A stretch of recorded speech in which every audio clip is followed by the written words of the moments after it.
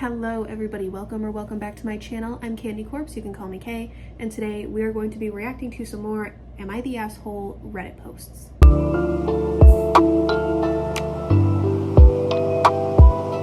AITAH for breaking up with my girlfriend because she literally told me she would cheat on me if I took a new job. This one, that doesn't even make any sense how those two things can be correlated, so this one piques my interest. I know this is going to come across as first world problems. I'm currently at a job where I earn about $250,000 a year. I have the opportunity for a job where I will get $640,000 a year. The caveat being that the new job is overseas. I'll be gone for 4 months at a time instead of 4 weeks at a time. My girlfriend is unhappy. She says that she doesn't want me to go for that long. She'll get lonely. I tried to explain that I will only be doing this job for 1 or 2 years. Wow, the rum must still be affecting me.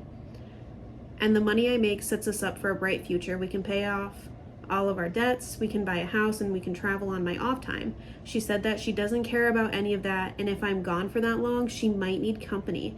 I didn't understand at first and said that we could get the dog she's been wanting to get. She said she meant human company. I said that she has lots of company at work and at school, and she was welcome to use our place to socialize all she wanted. She then spilled it out because I was stupid to think she was a decent human. She said that she wasn't going to go for months without sex, and I completely understood and broke up with her. She's going crazy right now. She's at her sister's house and calling and texting me consistently. She says that I misunderstood and that she would never cheat on me.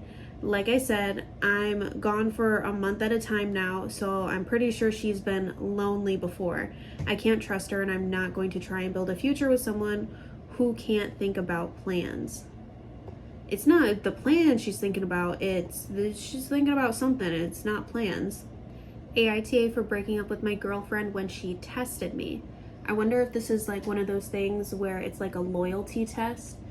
Because I've seen a lot of those like starting to come back on TikTok where people are reaching out to someone being like, hey, this is their socials or their number or whatever. Can you like message them and see if they'll respond or if they'll like flirt back with you? When I was 16 years old, my girlfriend broke up with me. I was pathetic and I begged her to change her mind. I thought I was in love and I couldn't be without her. I was an idiot. I'm 25 now and I promised myself I will never do that again.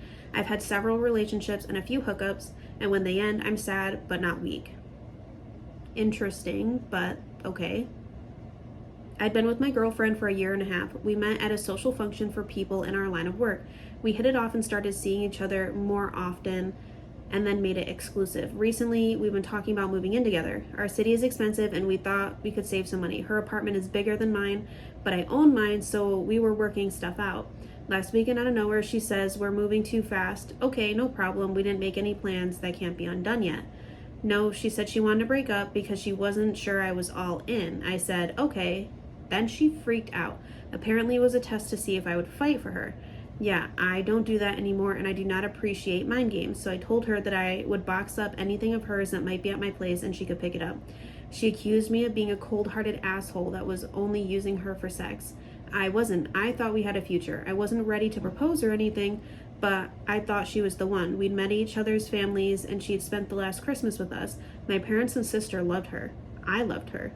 My mom and dad called me to ask what was going on and I told them. They think that I'm being stubborn. My little sister says I'm being a complete jerk for not forgiving my ex.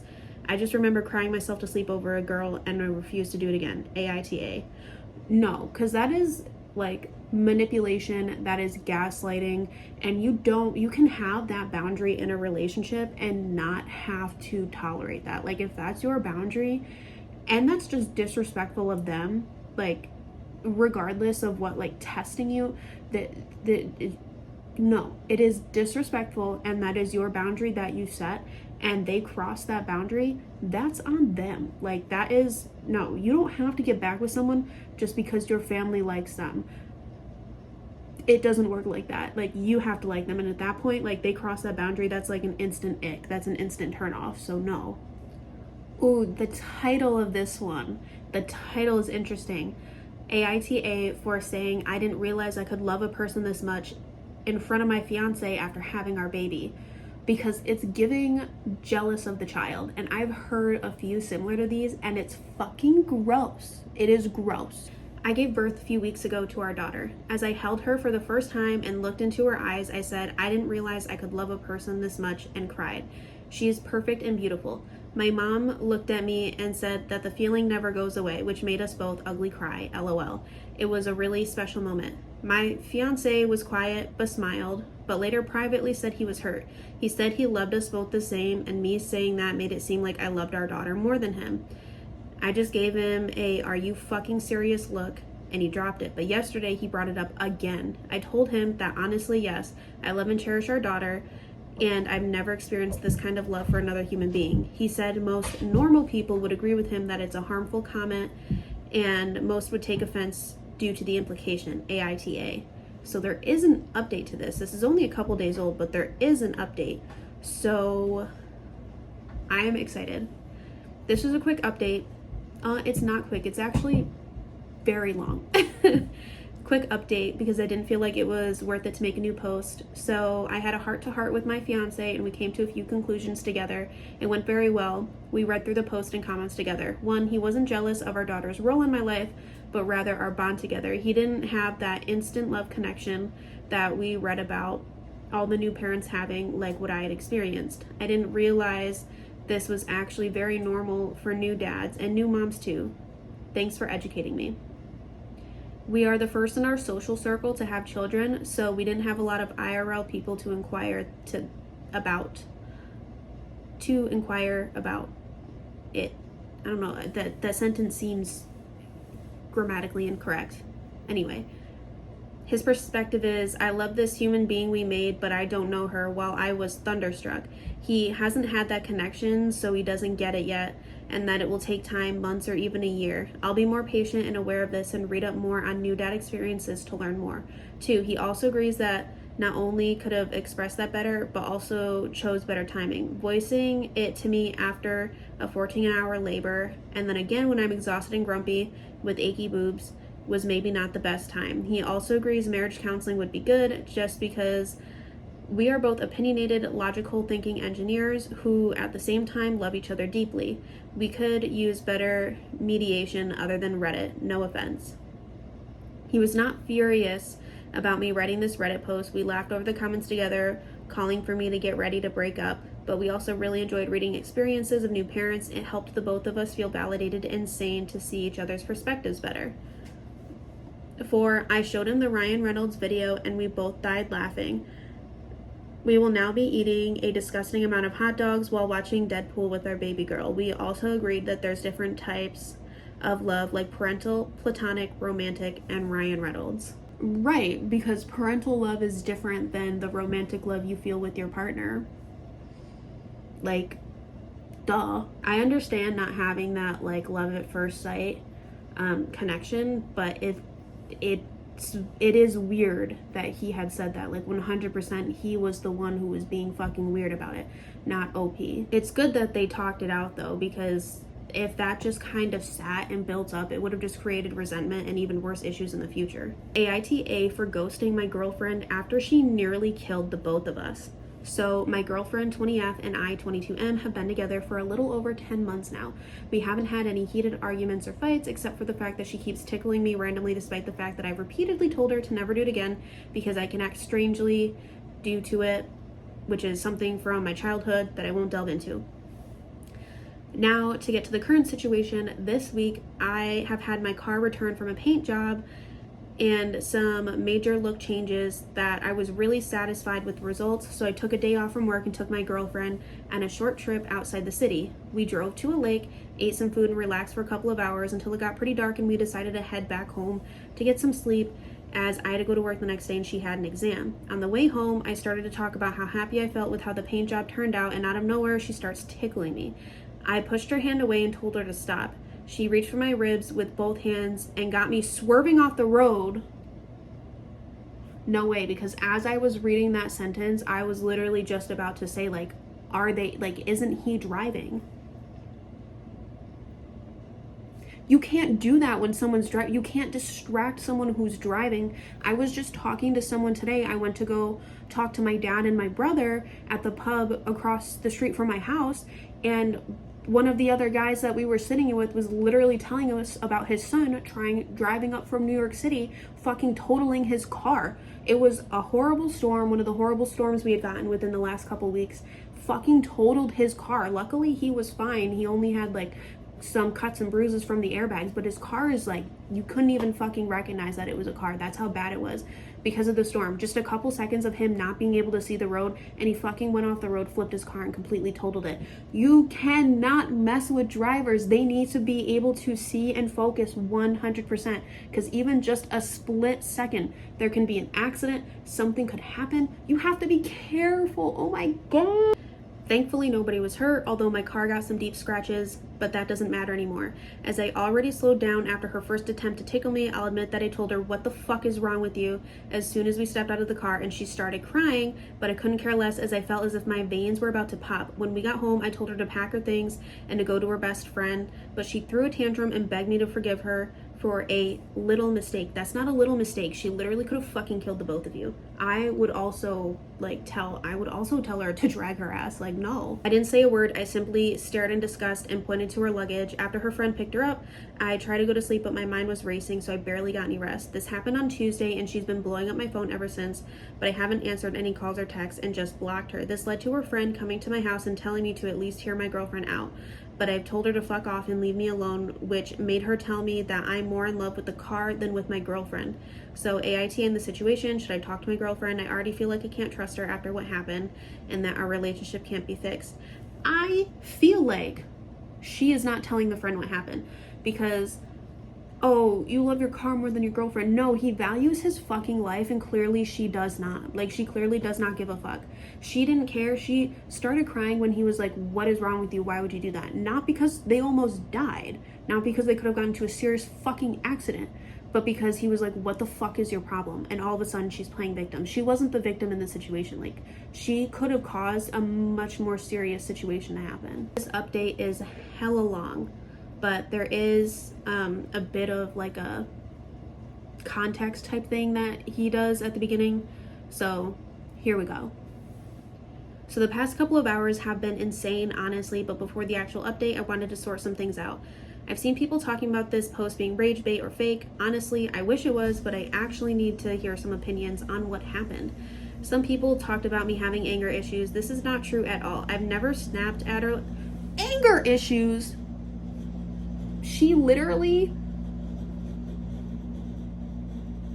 I'd be having anger issues too if I was driving and some bitch caused me to almost kill both of us because she couldn't keep her fucking hands to herself for 5 minutes. Like, let the man drive. I have never snapped at her like this for tickling me, let alone hitting her or anything like that. But in the rage of the moment, I couldn't keep my mouth shut. I might consider myself to be a calm person, but that doesn't mean I will laugh and giggle through stupid stuff. The actual crash happened at a speed that could have killed us if I swerved in the wrong direction. I was driving on a country road and could have frontally hit a car coming from the other direction, as the speed of which the crash happened was around 40 miles per hour.